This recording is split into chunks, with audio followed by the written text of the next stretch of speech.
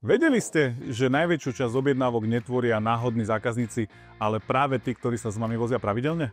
V tomto videu vám ukážem, ako s týmito dátami pracovať a ako pre týchto zákazníkov nastaviť jednoduchý vernostný systém, ktorý vám môže zvýšiť tržby aj s minimálnymi výdavkami.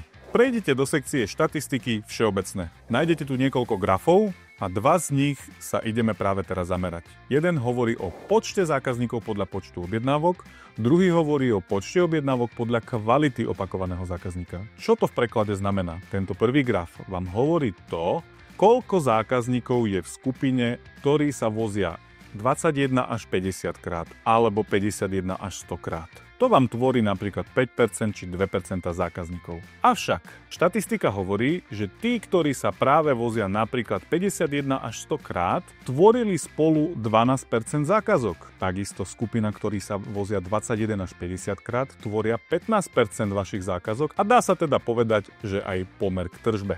Môžete si všimnúť, že dokonca tí zákazníci, ktorí sa odviezli len 1 či 2 krát, vám môžu tvoriť veľmi nízke percento zákazníkov. Znamená to, že ak zákazníka motivujete prejsť hranicu 21 až 50 zákazok, jeho lojalita rastie a vozí sa s vami častejšie a na týchto zákazníkoch máte najväčšiu časť tržieb. Ako zistíte, ktorí to sú? Môžete si otvoriť tabuľku so zákazníkmi a v tejto tabuľke si viete jednoduchým spôsobom zoradiť všetkých zákazníkov podľa počtu zákaziek.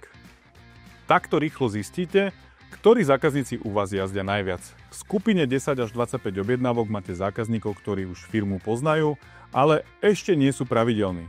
Práve pre nich má zmysel vytvoriť jednoduchý vernostný impuls. Ako ich teda môžete motivovať? Jednou z možností je zvážiť malý vernostný program pre zákazníkov, ktorí urobia napríklad 10 až 25 jazd.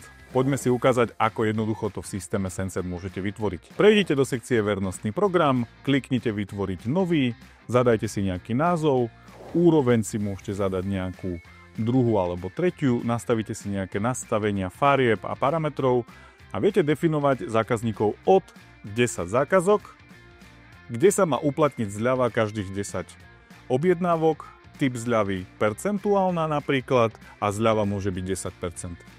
Týmto jednoduchým spôsobom si založíte nový typ vernostnej zľavy a s touto vernostnou zľavou sa bude zobrazovať vodičovi každú 10. zákazku, aby danému zákazníkovi udelil zľavu.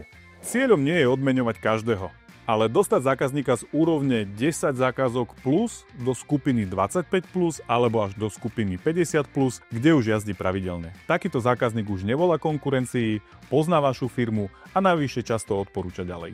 Zákazníci s 50 a viac zákazkami vašu firmu už dobre poznajú. Tu možno ani není priestor ich motivovať cenou, ale skôr im dať nejaký iný pocit výnimočnosti. Venujte im pozornosť, možno malý darček alebo vodiča, ktorého majú radi.